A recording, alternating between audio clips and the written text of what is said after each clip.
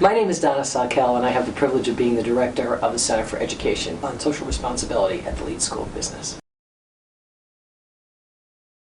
The Center for Education and Social Responsibility's purpose is to oversee the inculcation of discussions of values and social responsibility throughout Leeds School classes. We offer classes ourselves, and we co-offer classes with divisions. We offer required classes and elective classes, and the goal is to have an impact on the DNA of students who graduate. We have just recently, within the last 2 years, graduated our first students who have been through the entire program of the inculcation of values and social responsibility discussions, which starts freshman year.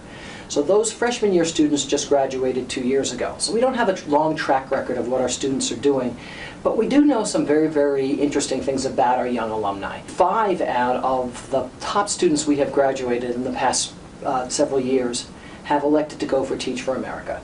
These are students who are top-ranked students. It's a very competitive program, and rather than take their skills and shop them, like many of our students might or regularly do, they have decided to give back before they have more to give other than blood, sweat, and tears. So it's quite an amazing thing that that's the first thing they think of is, I want to do Teach for America, and not necessarily in glorious places. I mean, they've gone to St. Louis, they've gone to Oakland, and places that would not be destination points for our students, generally speaking. We also have a bunch of students who travel abroad, and not to garden spots. We have one student who went to Uganda to build an inventory system rather than to work for a top accounting firm. The mainstream effect of our program isn't so much on these great, fantastic, almost unbelievable activities in which our kids engage. It's on the average student who has started to think about not just the corner office, the compensation, and the car, the 3 C's, but has decided to think about, who am I going to go to work for? What am I going to be doing? Is it something with which I can live? Is it something about which I can be proud, rather than what's the remunerative package that I might receive? That's not to say they don't care about remuneration, but it is to say that it's a factor now that they want fulfillment. You don't get fulfillment by working for someone who does things of which you're not proud.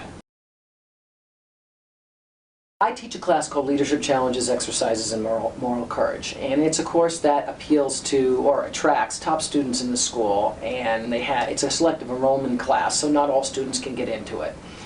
And I have 24 every year, 24 incredibly bright students who want to challenge themselves to make difficult decisions in preparation for making real difficult decisions when the stakes are higher. One of my students, his name is Keith. Very nice young man, very, very quiet. In fact, sometimes in class I thought he was so quiet I wasn't sure he was really listening. And performed very, very well, much to my surprise in the course. Finance major, very, very high GPA. I received a note from him a couple of years ago that he was going into the Peace Corps.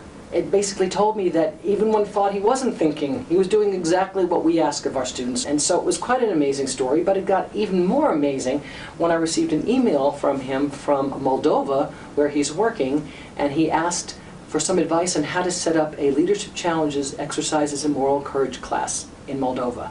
And it was absolutely staggering. He's very, very excited about teaching a class like ours in a country where there is a substantial amount of corruption and issues that can be brought into the classroom.